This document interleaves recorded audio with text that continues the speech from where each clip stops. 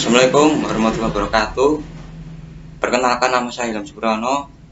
Di sini saya akan menjelaskan tentang manajemen transportasi dan distribusi. Pendahuluan, sistem transportasi dan distribusi merupakan suatu proses manajemen pengelolaan terhadap suatu proses kegiatan untuk mengetahui perpindahan suatu produk dari satu lokasi ke lokasi berikutnya, yang mana pergerakan seperti ini biasanya membentuk dan menghasilkan adanya suatu jaringan atau sistem. Sistem transportasi dan distribusi sangat menentukan kemampuan mengirimkan produk ke tempat konsumen dengan jumlah yang sesuai, waktu yang tepat, serta kondisi suatu produk merupakan hal yang menentukan dari sisi kompetitif produk tersebut di market produk itu sendiri. Tujuan dan fungsi sistem transportasi dan distribusi. 1. Menentukan metode transportasi yang akan digunakan. Hal ini dilakukan karena setiap mode transportasi udara, darat, laut memiliki keuntungan dan kelemahan masing-masing. Jadi, penentuan metode transportasi yang tepat sangat menentukan pengiriman yang tepat dan cepat kepada konsumen.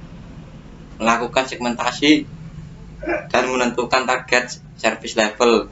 Hal ini dilakukan karena kontribusi terhadap revenue perusahaan sangat bervariasi antara satu konsumen dengan konsumen lainnya. Time to market, waktu yang dibutuhkan pasar untuk bisa menerima dan merespon produk tersebut.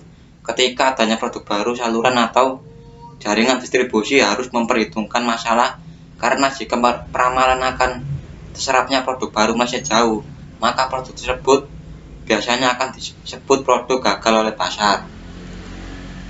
Produk availability, ketersediaan akan produk tersebut ketika permintaan pasar lebih tinggi dari permintaan yang telah diperkirakan. Hal ini biasanya terjadi pada waktu tertentu. Contohnya adalah untuk produk yang memiliki permintaan yang tinggi pada saat hari besar agama ataupun tahun baru. Misalnya pada saat lebaran, orang banyak memerlukan mukena, sarung, dan baju baru. Peramalan tentang peningkatan penjualan sangat penting untuk mendapatkan keuntungan yang maksimal dengan waktu yang terbatas. Pengiriman langsung melalui produk transit.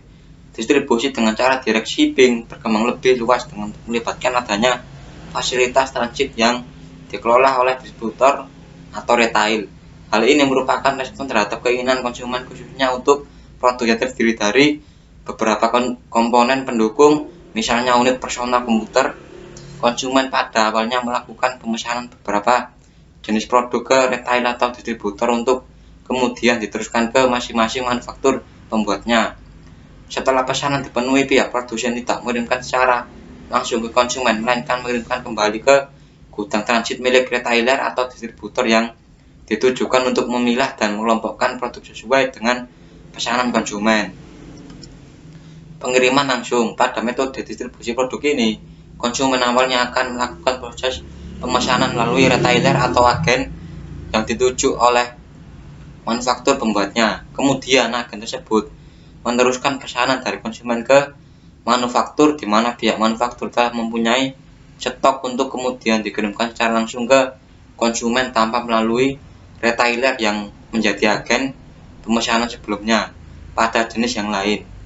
Peran retailer atau agen tersebut dapat digantikan oleh sarana virtual seperti internet untuk dilakukan transaksi melalui internet, dan perusahaan pembuat setelah dapat memenuhi produk yang diinginkan oleh konsumen akan mengirimkannya secara langsung.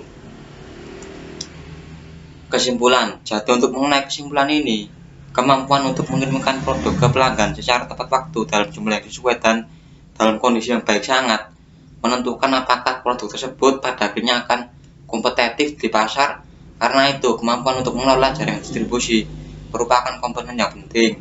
Perkembangan teknologi dan inovasi dalam manajemen distribusi memungkinkan perusahaan untuk menciptakan kecepatan waktu kirim serta efisiensi yang tinggi dalam jaringan distribusi mereka, sesuatu yang sangat dipentingkan oleh pelanggan dewasa ini. Sekian dari saya. Assalamualaikum warahmatullahi wabarakatuh.